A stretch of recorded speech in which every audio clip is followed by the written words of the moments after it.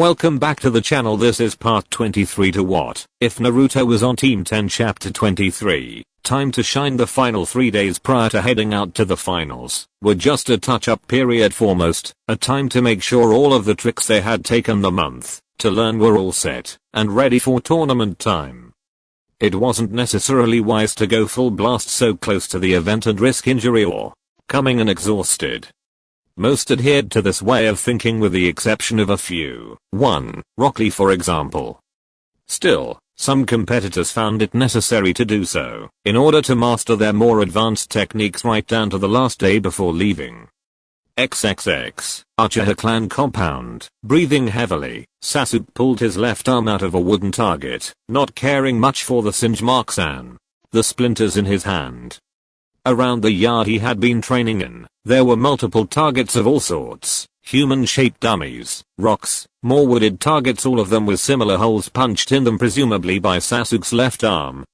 Sasuke held his left arm, keeping himself from wincing at the feeling of pins and needles stabbing every portion of the limb mercilessly. So 2 shots a day is my limit. That's going to have to do during the exams, Sasuke said to himself as he stood up to walk on home. Kakashi told me not to even use it, unless Sakura or Choji were in serious danger, to stick to the other moves I've learned. I've also got another advantage too. Sasuke thought as his eyes flashed the Sharingan for a moment. There are 3 matches before our first round matchup. If anyone uses hand seals, I've got a chance to maybe pick up a new move to surprise the competition with. With the feeling that his extra training would most certainly come in handy, Sasuke decided to head home for the night. All of the Konoha competitors were supposed to leave early the next morning in order to make it in time to get the gen and one more day of sufficient rest prior to the fights. He did not see the figure that had been watching him, hiding his presence and taking notice of Sasuke's new skill. In the low light of the setting sun, a small reflection came off of the person's glasses as he tilted them up on his face. I know one very particular person that's going to be very interested in your development. I'm sure you'll impress. XXX. Elsewhere in Konoha, Naruto had a look of satisfaction on his face as he sat against the trunk of a tree and sank his machete blade first into the ground. He had been using the trees as test dummies for his combat techniques, a last run through of his own personal skills before tomorrow came.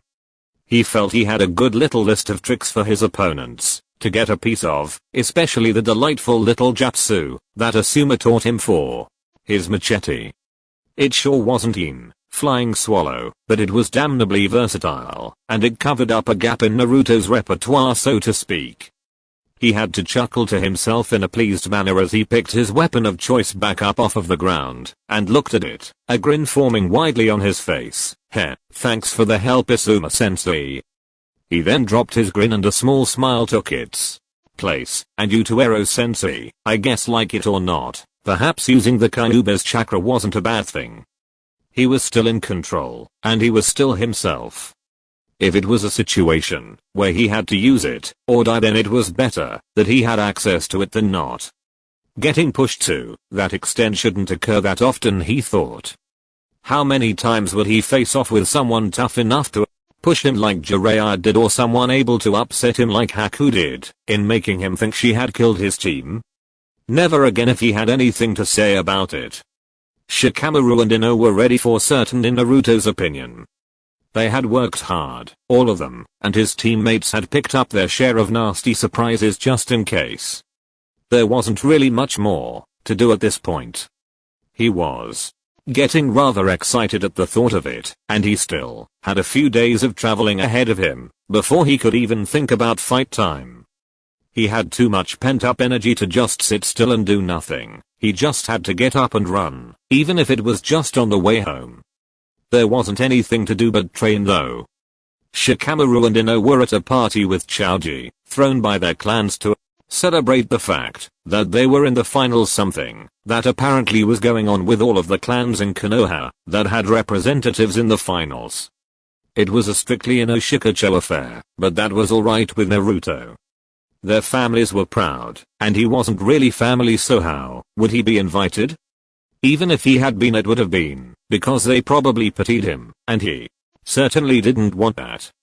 It really made him feel the squeeze of the fact that his clan didn't particularly exist anymore.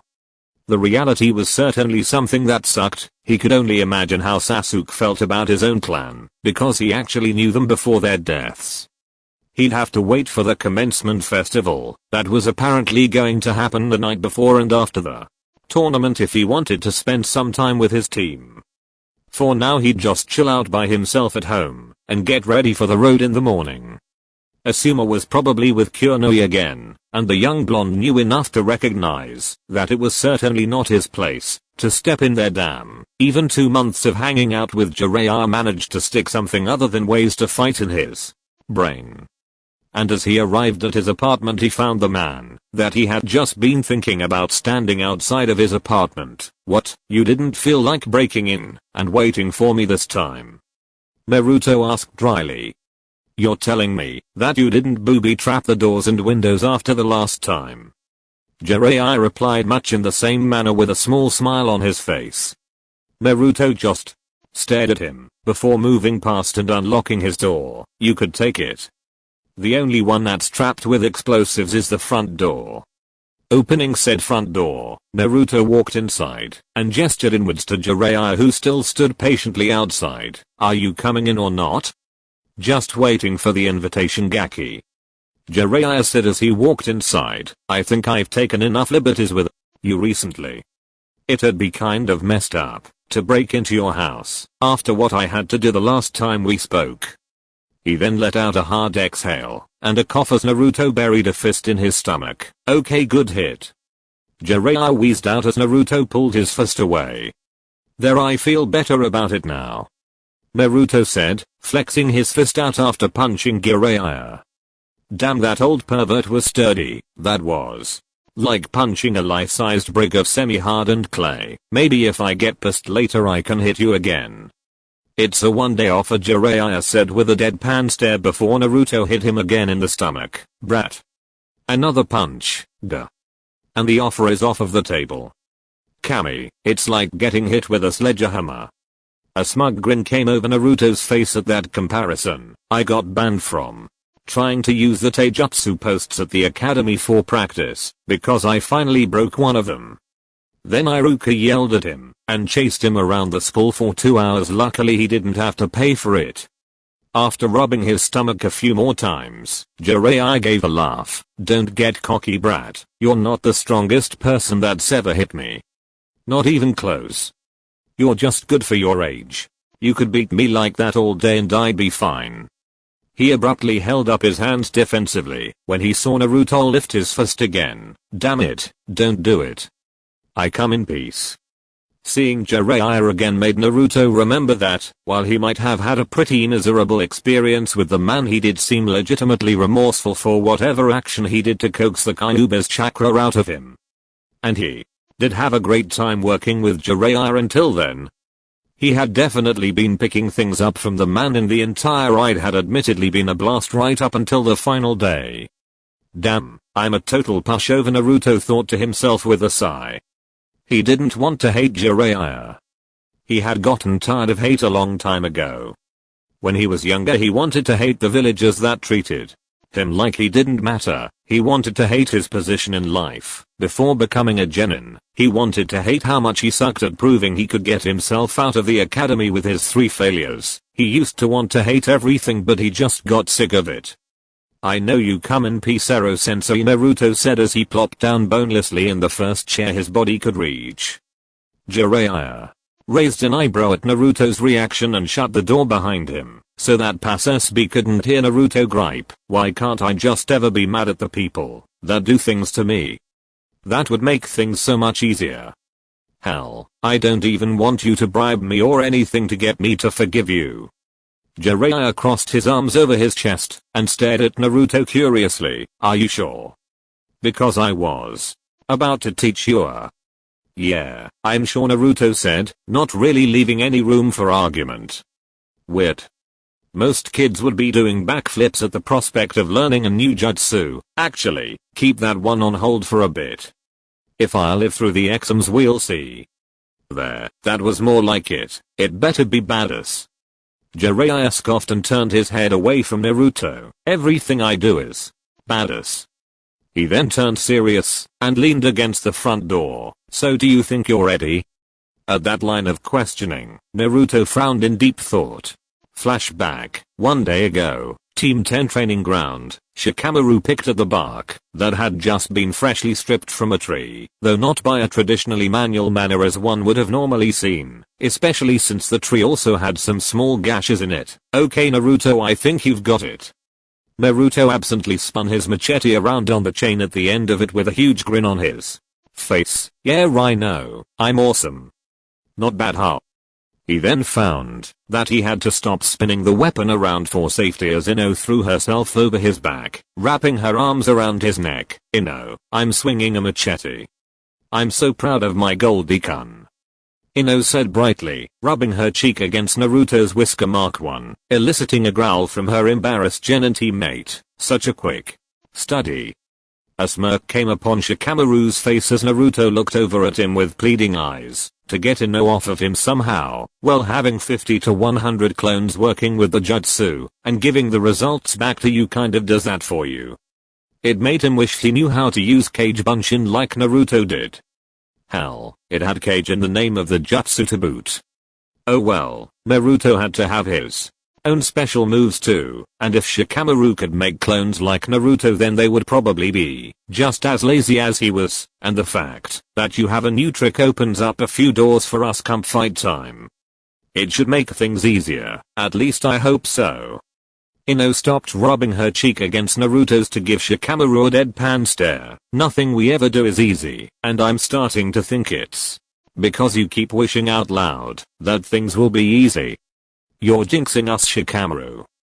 With as much as you hope nothing ever goes wrong, I'm surprised we haven't been jumped by a gang of S-rank Nukenin by now.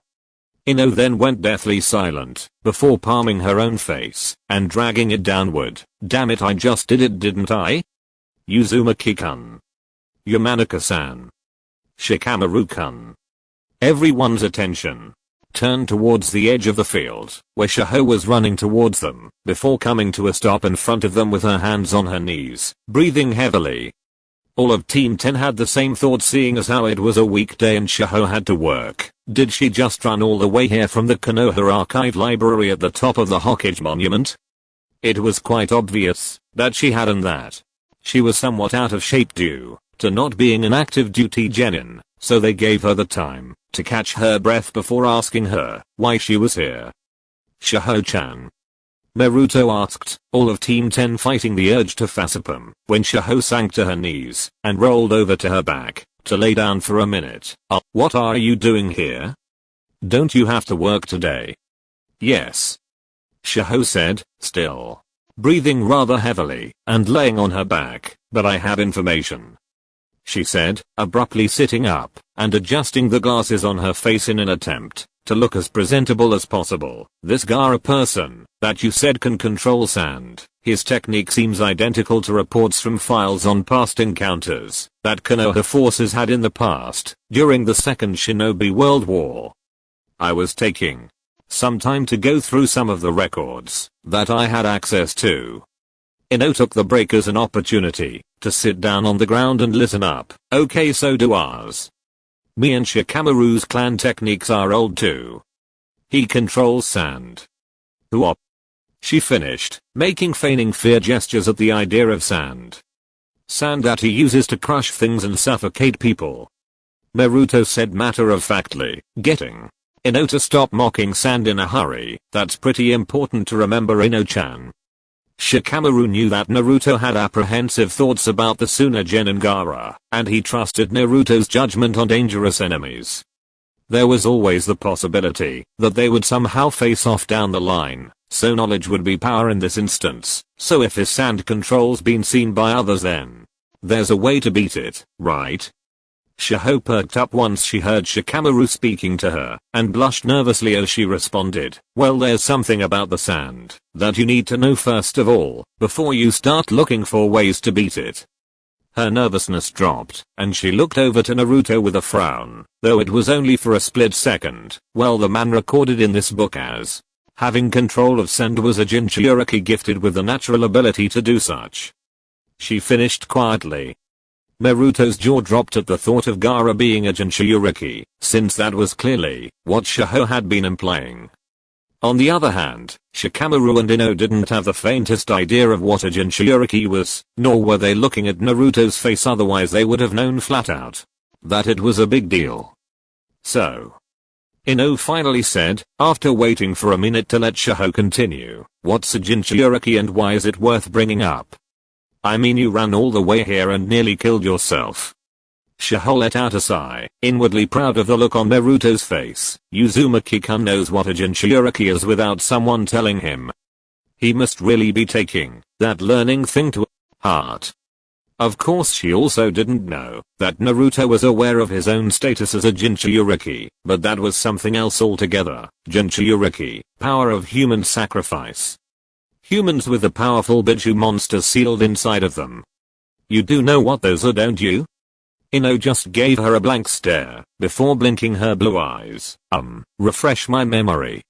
Shihou returned her stare with a deadpan look. The Kyuubi that attacked 12 years ago, that was one of them. Ino's eyes then did a great impersonation of the way Naruto's had looked moments before at that revelation. So you're saying that this Gaara kid has a demon stuck inside of him like the Kyuubi? How the hell would people even do that? She turned towards Naruto. Can you do that? Fuinjutsu is really powerful and dangerous, Naruto said, speaking up for the first time since the topic came up. If anyone out of the lot of them could even come close to calling themselves an expert on the matter, it was him for more than one reason. It can do all kinds of things, and no, I can't. I don't think I want to learn how either, he replied honestly, squinting his eyes and crossing his arms with conviction. He didn't want the power to make someone like him. His life was bad enough just because of what was stuck inside of him. He would be sick to his stomach if he ever had to do that to someone else. Shihou held up one finger in a lecturing manner. Ichibi no Shukaku. That's the best guess as to what's sealed inside of Gaara, since the Shukaku is traditionally acknowledged as Tsunagakyu's. He's supposed to be their secret weapon, with powerful abilities and a touch of instability. A touch? Naruto thought with a raised eyebrow.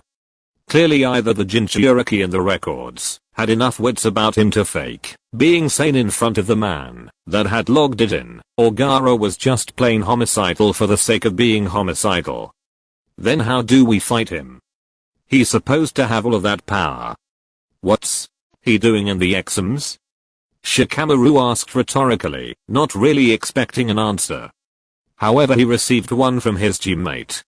He's a human being just like anyone else, Naruto said tersely. He's just got more power than a normal person would. Naruto himself was a Jinchuriki, and he wasn't all powerful. He had been shown by Jiraiya that having the Kyuubi in him didn't make him unbeatable, and that meant that Gaara wasn't unbeatable. Treat it like another opponent that we can beat. At least we know his jutsu. That's more than he's got on us. All he knows about me is that I can make clones. That's not enough to find a way to beat me. It's not enough to beat us to Tebeo. Shikamaru gave Naruto a long, hard look and saw something in his friend's eyes. At the end of the last stage of the exams, Naruto seemed petrified at the prospect of fighting Gaara. What had changed over the last month to put that much swagger back in his step? Still, it was either solve the problem or get squashed. Besides, what were the chances of both teams meeting in the final tournament battle anyway? And with odds like that, it was clearly more than certain that they would in fact be meeting Gaara and his team in the finals, which meant that he needed to get cracking and come up with a solution. I told you I'd find a way to help in case we had to fight that guy Naruto. I'm not going back on my word. As troublesome as it may be, Shihou smiled at the lazy genin. Shikamaru-kun is so cool. End flashback. Flashes of his clones and their complete decimation by Gaara flew through his head, but then Naruto thought of Ino and Shikamaru and what he knew they had been doing all month to get ready. In addition to that, Shikamaru had promised him that a solution would be found to Gaara's sand defense. He believed in his team and he believed in himself. We're ready, Ero Sensei, for sure. Besides, he still had to get out of the first round before he could rightly begin worrying about any of that. Even though he didn't know anything about Team 10's first round opponents, he didn't want to be accused of overlooking them and wind up beaten. Oh, then you'll definitely win for sure, Jiraiya said with a smirk on his face. Naruto thought he was being facetious at first, but the man quickly squashed that thought with his next words. Look here, Gaki, you've got the heart and the soul. All you needed was the guts to go forward. What about the talent? Meh, talent's overrated, Jiraiya said, waving him off. Naruto almost fell out of his chair at the very blunt, near backhanded statement. Does that mean that I don't need talent to win this, or that I don't have any talent in the first place? Oh, who am I kidding? Both of those options suck. Jiraiya ignored the look on Naruto's face and continued. Listen, you're going to bleed, you're probably going to take a beating, and by the end of this tournament you're going to wish with all of your heart that you never have to do anything like it again. But you'll gut that out and do it anyway. If you really think you deserve it, and if you believe that winning the whole thing is your mission, then you'll endure all of that to do so. Take the things that you want, and don't let anyone say you can't, or let them stop you without doing everything you can, and then a little bit more after that, to get there. He then opened the front door and stepped outside, finishing his point on a lighter note. No student of mine is going to get beaten in the first round either. You're representing me here, so make them all see how good you are. That will make them all see how amazing Jiraiya-sama is for sure. The student reflects the skill of the teacher. As Jiraiya's loud, guffawing laughter rang out while he walked away from Naruto's apartment, Naruto himself was left with a strange peaceful feeling in his stomach. No jitters, no actual doubts, none of that. He honestly felt ready with not or thought in his mind to the contrary. Ero Sensei, if your perv books didn't make you so much money, I'd say you need to start touring for inspirational speeches. XXX. 2 days later, Tetsuno Kuni. Even in the snowy environment of the samurai dwelling country, it was clear that a festival was carrying on. The streets of the host village were filled with vendors of all sorts from countries all over the world. Each nation invited to view the final rounds of the exam had some form of representation, either through stands set up for cuisine, peddling wares, or buying and selling commodities that would be far harder to obtain in their countries normally. It was like a massive grandiose international swap meet for merchants with the means to travel freely to the normally locked down country. They could either sell their own in-demand goods to foreigners for higher prices than they could get at home, or get their hands on rarer things that they could sell back in their own villages for huge profit. Fortunately, the samurai of Tetsuno Kuni were out in full force in their capital to ensure nothing got started by any of the visitors. No attempts at trying to rob any of the merchants, and no fighting among the shinobi there, only to view the tournament. That was the centerpiece of the whole thing. Otherwise stiff penalties would be paid in full, monetarily or physically. Still, any underlying tension between the major villages there to visit seemed to be set on the back burner. Anything that any of the more bitter spectator shinobi felt had to be settled up between them and the other villages was to be done vicariously through the genin in the tournament. That was the unwritten understanding of the Chunin exams. It was more or less anything goes, as long as it was in the structure of the competition. I've already gotten an audience with another team that was supposed to be fighting one of the Konoha teams, so now I've come to you all, Gato said with a nasty grin on his face as he sat in a rather upscale looking restaurant, his table surrounded by a fully armed guard. He had no desire to associate with the rabble outside in the festival. He had business to attend to. You see, a pair of these bratty Konoha teams that are littering the event managed to turn a rather lucrative business arrangement of mine sour a few months back. And I figured, what better time to collect scalps than now, when I can get away with it? He chuckled darkly towards his guests. So here's the deal. You're to fight some no-name brat named Uzumaki's team in the first round. Yes, Naruto was a no-name as far as Gato was concerned, despite the fact that there was a newly built mammoth bridge with his name slapped right on top of it sitting between the mainland and Namino Kuni. and you want us to bury those runts, right? Sitting across from the shipping magnate was the Iwagakure team. The shaved head de facto leader of the squad, Hisashi smirked as he asked Gato his question. You'll pay up for each one we can kill, right? 1 million for each of you for every one of them you take down. Gato said informatively, just so you have the option of taking out one or two of them, and make it seem like an accident. A little plausible deniability even in something like this is never a bad thing. Besides, I award ambition in case you decided to get all 3 of them. Just don't tell your Jounin or any of your village reps. I don't think they'd be too ecstatic to hear that you're more or less freelancing. Hisashi looked at his 2 teammates and got unanimous nods from both of them as a Foxhawk sporting member of the team. Masaru spoke up. We're in. How many times will a group of genin ever going to get the chance to get rich? The third teammate Jun nodded in agreement with a rather hard look on his face. Besides, Hisashi said again, cracking his knuckles at the thought, I was already going to kill that blonde kid with the stupid look on his face. I might as well get something out of it. Well, that's one less thing to worry about. Gato thought to himself as he sat back in his chair, satisfied at the moment.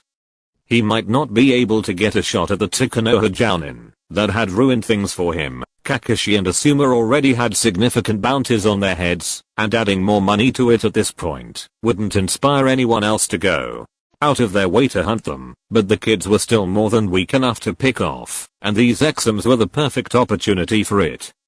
He was petty enough to more or less put out a hit on them to the tune of 3 million ahead. His pride was worth that pittance any day after what they had started. And those genin that work for my new business partner better get the job done as well against those brats with the Uchiha kid on the team. Gato thought as the Iwa genin got up and left his presence, but from the work I've had done over the last few months I have to say that a Togakure shinobi certainly know how to get the jobs I need done. He certainly seemed receptive enough to take my mission though, when I said I needed his genin team to put down that Uchiha's team. I wonder why. XXX. There were video screens of various sizes set up all over the place, flashing through the tournament competitors and the odds of either team winning their particular bout in the first round. Further odds would be set up in between fights after the first round ended, so the entire tournament was a major gambling event, and the bookies came from far and wide to make their own bones off of those looking to bet on the genin in person. The multiple dignitaries, elite shinobi, nobles, and high-profile visitors there for the event had more dispensable income than they would find back in their own towns and villages. Well, most of them should have at least. Alright, time to make a fortune. A fair-skinned blonde woman with a quite sizable bust and long blonde hair tied into 2 loose ponytails going down her back walked through the streets of the host village for the Exums.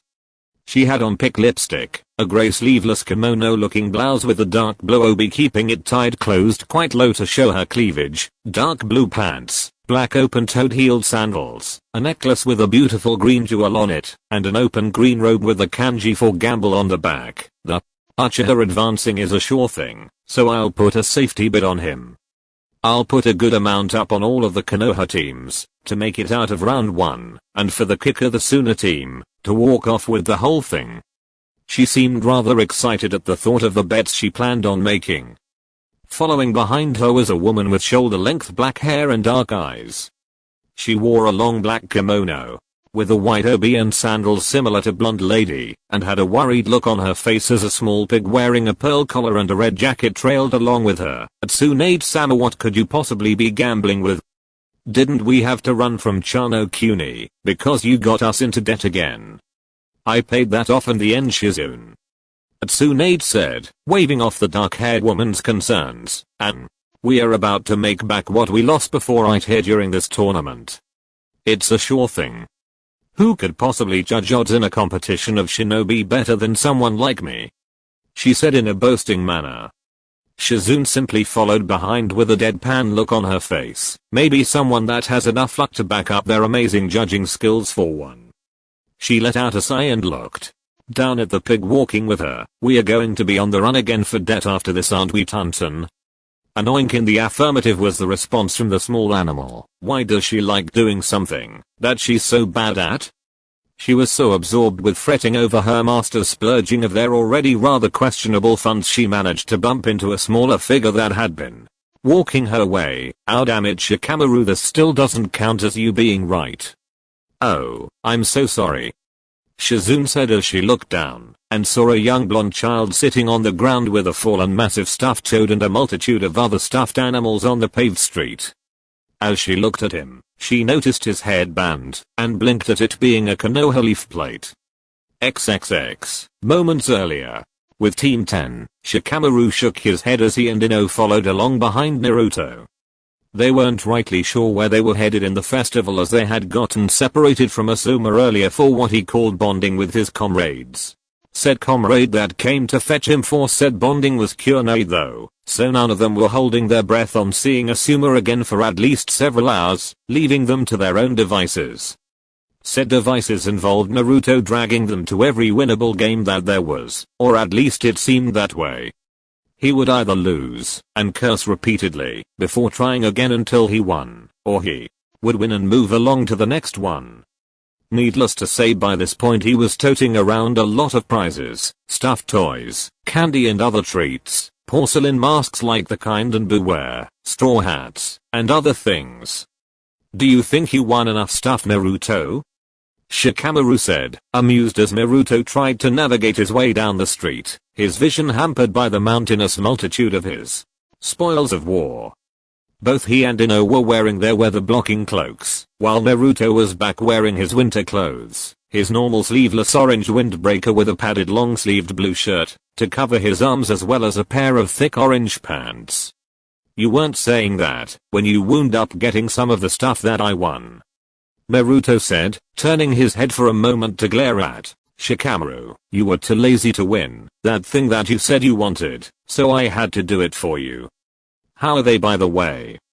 Shikamaru didn't vocally answer Naruto's question. He simply gave a thumbs up and held up a small black package and opened his mouth to show a mouthful of small gravel-looking candies that were fizzling audibly, loud enough to clearly be heard even in the midst of the crowd.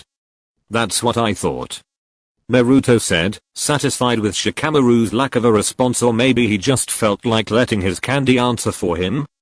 "Lazy bastard, I'm sure you thought this was funny or cute or something," Ino said as she walked with her teammates, carrying something that Naruto had given her very quickly after winning it.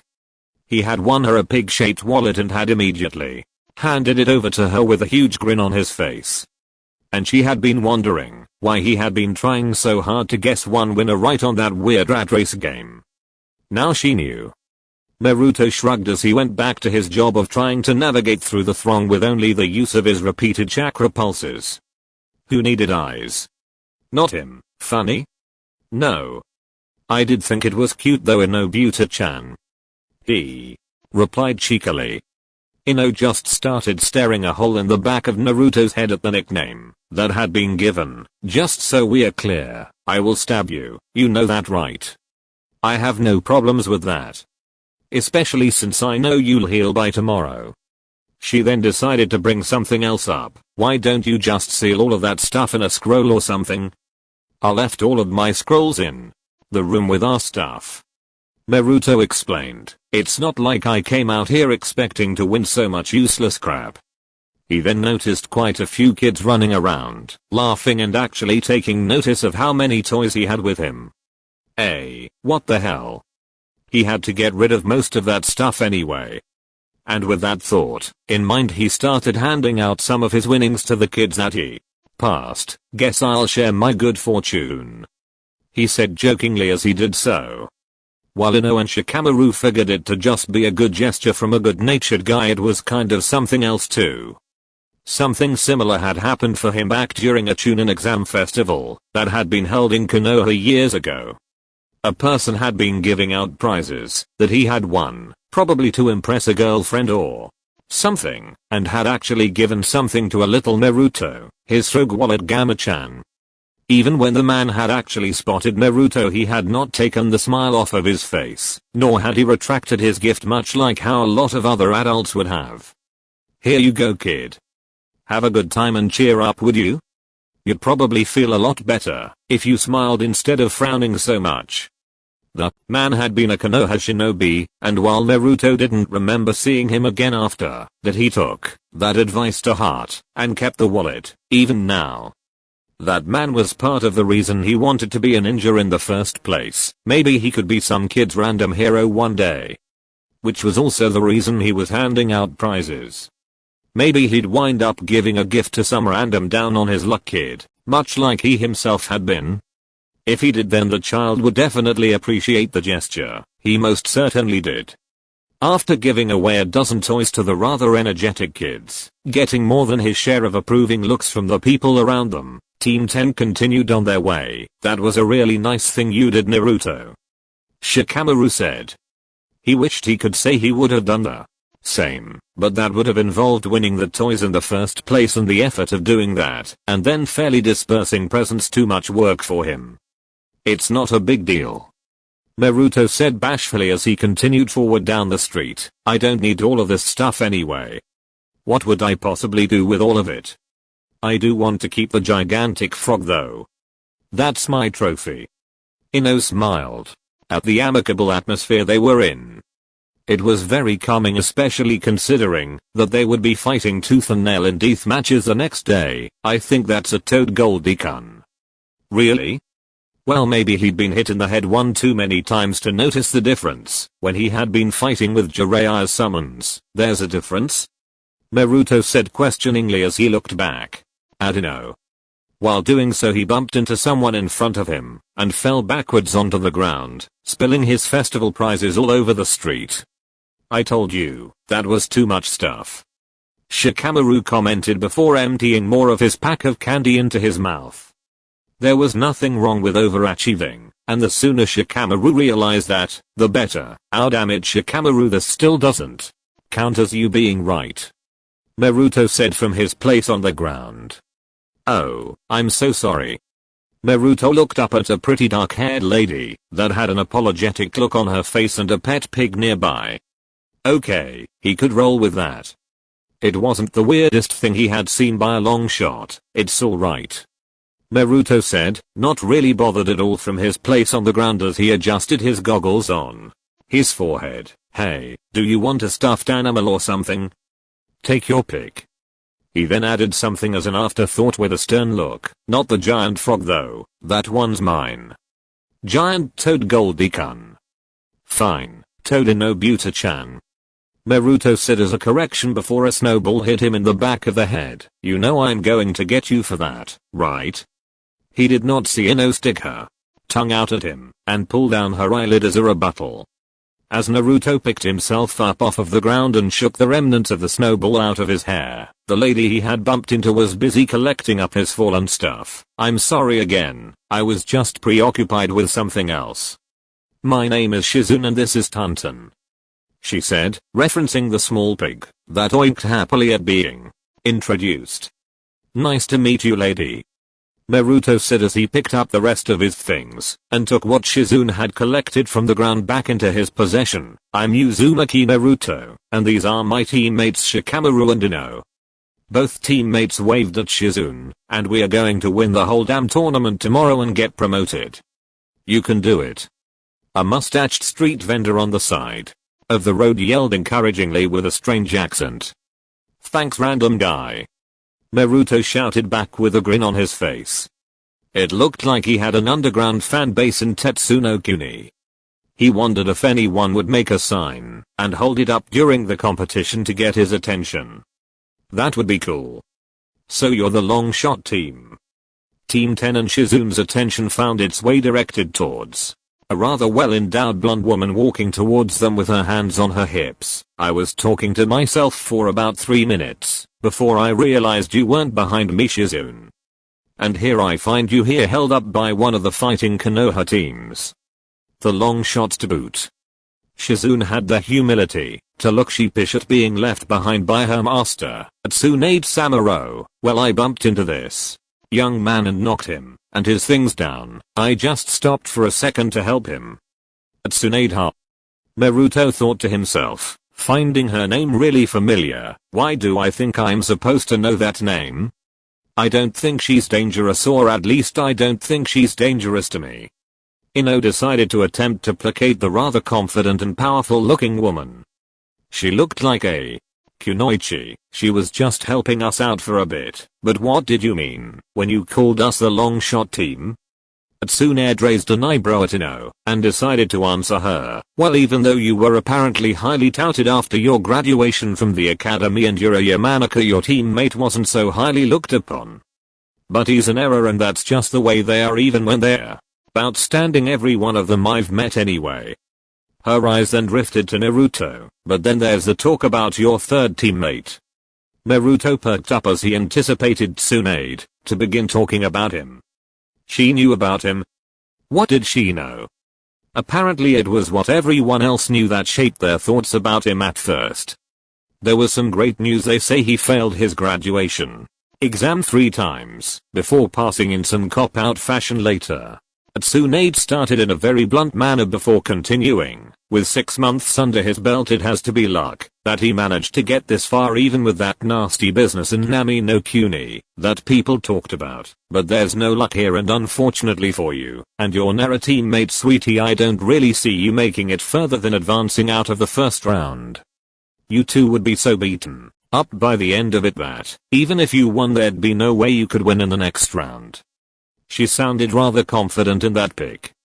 Naruto of course took offense to this. You say that like I'm not even going to fight in the first round.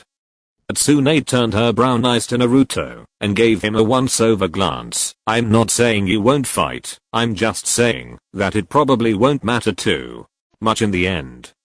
Having worked with Naruto for around 6 months and gotten an opportunity to get to know him quite personally, Ino was the first to verbally jump to Naruto's defense. How could you say that if you haven't even seen him fight before? That information is all old. No one that knows anything could possibly tell you what Naruto can really do. Who do you think you are to say something like that, lady? Hearing that, Ino had a little fire in her put a smirk on Tsunade's face. So the cute little rookie genin girl had a backbone. A rather sturdy one too. I think I'm pretty much one of the most qualified people in the world to say so. You really haven't heard of my name before? I guess people don't talk about me and my team anymore after what my bastard teammate did.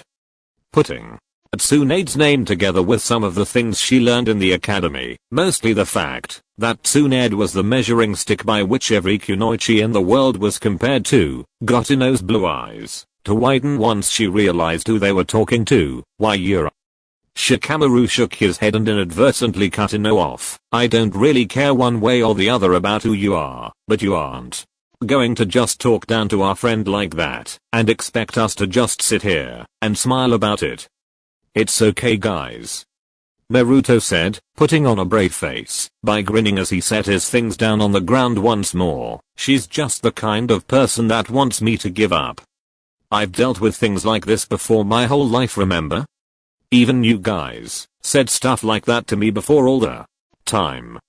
While it was true, Ino didn't particularly want to be reminded about that. It was funny back when everyone thought he was talentless, but he had long since dispelled that way of thinking. Now if everyone else would just realize it too, that still shouldn't matter. She doesn't even know you. She'll know me after we win this tournament and get promoted. And then she'll know me when I make it all the way to Hokage, Naruto said brightly and full of confidence. Tsunade was taken aback momentarily by Naruto's spirited declaration and his appearance. Naruki? No, he's not, he's just some stupid kid. So you want to be Hokage? That explains everything then. Wake up and face reality, brat. All that would create for you would be a life full of sacrifice that would kill you in the end. She turned away from Team 10 and began walking away. Only a fool with his head in the clouds would want to be Hokage. There's no reason to go so far, Tsunade-sama Shizune thought rather bitterly as she could see Naruto physically shaking to hold himself back from doing anything rash. Even Ino moved to him and put a hand on his shoulder. He's just a kid. There's no reason for him to not have a dream. Well, I personally don't really see anything wrong with a person having their head in the clouds. Shikamaru said calmly, getting Tsunade to stop walking away once she heard how easygoing he sounded, even after how she had intentionally tried to chop Naruto down. I mean, clouds are cool. Have you ever stopped and looked at one? They just calm you down and mellow you out. They make you feel, I don't know, good. He tried to explain, rubbing the back of his head sheepishly as he didn't think he was wording it right. I guess I suck at this whole speech thing, but my point is kind of simple. Having your head in the clouds makes sure that you have something to look forward to even when everything sucks, otherwise life would just make you all bitter and crabby. He smirked to himself, kind of like you I'd imagine. Tsunade narrowed her eyes at Shikamaru. Why you little besides someone on this team has to have some kind of ambition. Shikamaru said, gesturing his head towards Naruto, we've got a system worked out between us. I'm the pessimistic realist that lets us know when we are in over our heads, keeps our feet grounded, and thinks of a way out no matter how troublesome it is. Ino's the bossy one that can make us do anything and keeps our heads on straight. She's the happy medium here. Naruto's the metal of the team, the one that thinks we can always come out on top and never lets us quit or say we can't. He's the dreamer, our grit. Without him we wouldn't have any edge behind us at all. So he might be a bit of a fool? Who cares? That's Uzumaki. Naruto, a hardy aided. Stubborn as an ox. Ino said, following up without even being prompted to without a beat. Brash. Loud-mouthed. Bright-eyed. Grinning, cherub-faced. Optimistic. Tenacious son of a bitch. And that's why he's more or less the soul of the team. Shikamaru finished with a careless shrug. But fortunately not the brain. Ino said with a firm nod, proud of her. Reasoning on Naruto's character, if he was then he'd run us off of a cliff like a pack of lemmings. As a matter of fact he actually has before. That's our Goldie-kun though. Naruto had been hit with so many heartfelt, yet backhanded compliments over the last several seconds he didn't know whether to feel flattered or to be pissed off, so he just settled for a combination of both. Wow you guys. That was great. I just want to hug you both and stab you at the same time. I really appreciate it. Also, for the record, I hate you both so much right now. He turned his attention to Tsunade though, but we'll see who's really a fool once we win the whole tournament. If you don't think we can then sit back and watch. A sharp tongue lashing didn't break the kid down, or make him lose his cool, probably because his teammates had his back. And now he seemed more determined than ever to go out and prove something. That damned grin of his made her think of Naruto, though she couldn't even bear looking at it any longer. I'll see you tomorrow when your opponent wipes the floor with your face. Tsunade said as she turned and started walking away. Naruto gathered up his things and let out a scoff before walking off on his own way with Ino and Shikamaru. Whatever, I'll be sure to look for you in the crowd after I kick the major ass, you old hag. What was that? Tsunade snapped angrily as she turned around abruptly, ready to teach the little runt some manners. Samurai be damned today. Once she did so, however, a small slug plushie immediately bounced off of her forehead and landed in her hands as she deftly caught it. She noticed that Shizune also had a little stuffed mallard duck in her grasp as well, probably from Naruto's stash of prizes. Naruto didn't turn back around as he held on to all of his stuff and kept walking. It suits you for some reason, he said as an excuse for giving it to her. Uzumaki Naruto, future Hokage, and Team 10 of Konohagakure no Sato. All future Chunin exam champions and soon to be promoted Chunin. Don't forget that, alright. Eventually Team 10 disappeared within the crowd of people still enjoying the festival despite the perennial overcast sitting over the skies of mountaintop host village in Tetsuno-kuni. Tsunade looked in the direction they disappeared, even when it went long past the point of seeing them anymore before. Looking at the slug plushie in her hand, and tossing it up and down a few times. What a noisy little punk. She said absently, though she didn't instantly dispose of the little trinket. She kept a hold of it as she headed back on her way to where she was planning to go before the little run-in. Come on Shizune, we've still got places to go, and things to do today.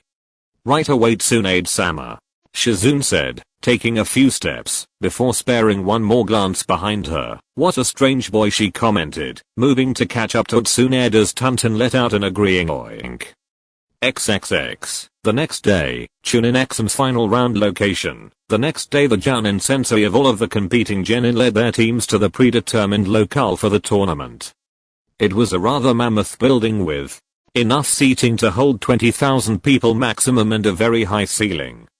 Others unfortunate enough to not find a way to procure a spot, either due to not being a sensei, or not being important enough to garner a ticket on demand, found themselves out of luck once the place filled up, as there was no wiggle room for stragglers begging for a standing room only spot.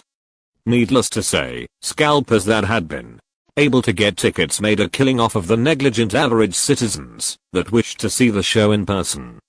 Those unable to get inside the arena were not out of luck though. For a nominal fee they were allowed to watch the event on a series of large screen in the middle of the village. Likewise a signal was sent out from the highest point of the village to Sunagakure, Konohagakure, Iwagakure, Kumogakure, and Kirigakure so that the citizens of those villages could view the tournament in one place as well. For example, in Konoha a large screen was set up in the Coliseum that would have hosted the final round had Konoha hosted the Exums that year.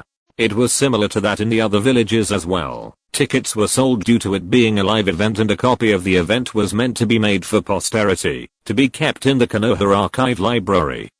The battle arena itself was set up in a rather diverse manner. It was massive. A pit-like setup surrounded by high walls on all sides, to keep the spectators from getting too close to the action. In the circular center of the arena there was a rather tranquil Zen garden looking setup, series of aesthetic high rocks set up looking like meditation surfaces, well spread out sand on the ground, and a stream running all through the center of the arena with a slight bend to it, 30 feet in width across, a tough stone bridge sitting over it. From there on one dominant side of the stream there were rows of evergreen trees and shrubbery, a forest looking portion. Though it wasn't too tough to see through all of the plant life there were quite a number of uses for that portion of the field. On the other side of the field it was rockier, very uneven, and much rougher than any other part of the field, almost like the beginning part of a mountain range. In both opposite portions of the field, there was one small pond each. If one were to view the field from directly above it would akin to a yin-yang, one side barren and lifeless, the other with nature life. The only thing keeping it from being a completely traditional looking yin-yang was the circular center that made up the garden, meant to be the neutral starting zone for fights to begin. This was where the teams were all gathered to wait for the event to begin. Yesterday during the festival it was so romantic. Sakura more or less gushed to Ino, Sasuke-kun and I got to see so much of everything they had to offer. All of the food, the shops, everything. Ino rolled her eyes. It doesn't count as a date. She said as if it were obvious, you're talking like Shaoji wasn't there too.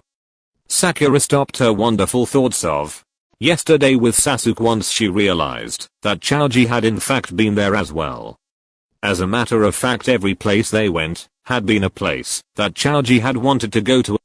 Sasuke just followed him, and not that Sakura knew it. The onyx-haired Uchiha had a twitch in his eye most of the day that wished that Sakura would stop talking to him. That shouldn't matter, right? She said rather desperately. Ino let out a chuckle as she shook her head. That's like saying that I went on a date with Goldie-kun yesterday, only Shikamaru was there tagging along. It doesn't count, forehead. Too bad, but apparently Sasuke-kun knows what he wants, and it doesn't seem to be you. Take that back. Sakura said, pumping her fists with punches rather angrily. It's not that I just need to show Sasuke-kun that I'm more than just a pretty face and brains. She ignored the end forehead remark from Ino to keep speaking, albeit with a tick mark on her head. That's why this is perfect. If I can help us get promoted then that'll prove it, especially if I can walk all over you in the process. You'd better hope you get to show off enough before we fight. Ino said with a confident air. Because then we'll see who walks all over who. If you haven't secured a promotion by then you won't be getting it over me. Sakura merely smirked at her not so subtle challenge, before thinking of something else. Say Goldie-kun is Naruto, right? She ventured a guess, getting a nod from Ino as they both looked over at Naruto, who was looking pretty awed at the look of the arena, and at all of the people filing in. You know, a second ago, when you were talking about him, and what makes a date, you sounded like you could deal with dating him. Ino's eyes widened momentarily before narrowing perceptively. Don't go there, Sakura. Sakura on the other hand found a separate chink in Ino's armor to pick at instead of bashing her head against the brick wall that was declaring that Sasuke would be hers to Ino's face. What? I didn't say anything. And to be honest, once you get past the goofy part, he's got good points. Not Sasuke-kun's good points though. Naruto and Sasuke are two totally different people. Ino insisted, trying to end the trail of the conversation. What makes Naruto cool aren't the same things that makes Sasuke-kun cool. It's totally not fair to compare them. Sakura stared at Ino for a second before sighing and running a hand through her pink locks. I guess you're right. But if you're saying that Naruto is cool, then sorry, I just don't see it. You will. Ino said as if it were already assured. I'm pretty sure of that. Meanwhile, elsewhere, Naruto was trying to get his nerves back down. He was fine until he saw all of the people that started entering the stands. That put a little shell shock into his heart, if only for a moment. So that rematch that you were crying about 6 months ago. He turned around to see Tenten standing there with a smile on her face as she spun a kunai lazily on her finger. I think you'll only have to wait one more round for it. Oh, and your team will have to win your first fight too. Hearing about his possible rematch made Naruto's ears burn. I'm not the same guy I was back then. You'd better make sure you drag Lee and that angry jerk Neji through the first round, kicking and screaming. You'll see. Looking forward to it, Naruto-chan. Tenten said, walking away towards her team and waving over her shoulder. I hope you last longer than 5 minutes this time. Naruto growled at her successful attempt to chide him and his failure to think of a response suitable for the situation when the voice of his teammate Shikamaru snapped him out of it. I really hope you aren't dumb enough to pick a fight with a woman, Naruto, said young Nerogenin stood behind Naruto with his hands sunken into his pockets. That's just nothing but trouble. I'm warning you. Don't worry about me, Naruto said, turning towards Shikamaru as his eyes caught another team over in the distance. Let's worry about them right now, he said, gesturing towards the Iowa team that seemed to be ignoring them to the extent where it was clear to be a blatant mind game attempt. We've got this one right. Me depends. On what? On whether it's a team battle or a series of random one-on-ones, Shikamaru said. If we win the toss, we are going for the team battle. I don't really see a matchup in our bracket where one-on-ones would really work out for us, at least not yet. Give me some time to think if I'm still conscious or alive after round 1. Naruto nodded, figuring there wasn't much strategizing he could do on people that they didn't know anything about. At that moment, a trio of shinobi walked out onto the field from the entrance tunnel at the edge. One was a bald, dark-skinned Kumo ninja wearing a white clothed headband, sunglasses, and the normal Kumo ninja uniform.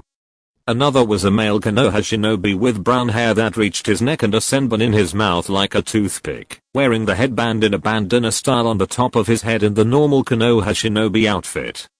The last one out was a man, wearing a turban with the Suna symbol on it. Over a brown body outfit he had a white sterile looking cloth set over his shoulders. Alright, the Konoha ninja said as he walked up to the massive genin. Fall into line, it's time to begin. And on command each of the genin got together with their teams and stood in a straight line in front of the 3 older shinobi. I'm Shirana Genma, the Kumo ninja is Jei, the Suna ninja is Seka.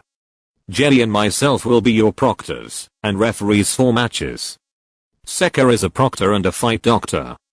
There will be no fighting outside of scheduled matches, understood? Jei spoke up next. I will now give you the rules of the tournament that you should have already received and taken to heart. This is a tournament style combat exam meant to be carried out over the course of today and tomorrow. Before each round the competing teams will toss a coin. The winner of the toss will get the chance to pick whether the matches will be contested under team elimination rules or one-on-one matches. For the team elimination battles, all members of both competing teams will be on the battlefield at once, and will fight until all 3 members of one team are unable to fight any longer. If a member of a team is deemed unable to continue, then they will be immediately evacuated from the field. No attacking an opponent already deemed eliminated, and any attempts by a team member to get back into the battle will be strictly forbidden. Genma spoke again. One-on-one matches will be between 2 representatives from their respective teams, not to be known who, will fight who until both move towards the center of the field. No assistance from teammates allowed, or else the fight will end in a disqualification of both the fighting competitor that the interference came from and the competitor that interfered on their behalf.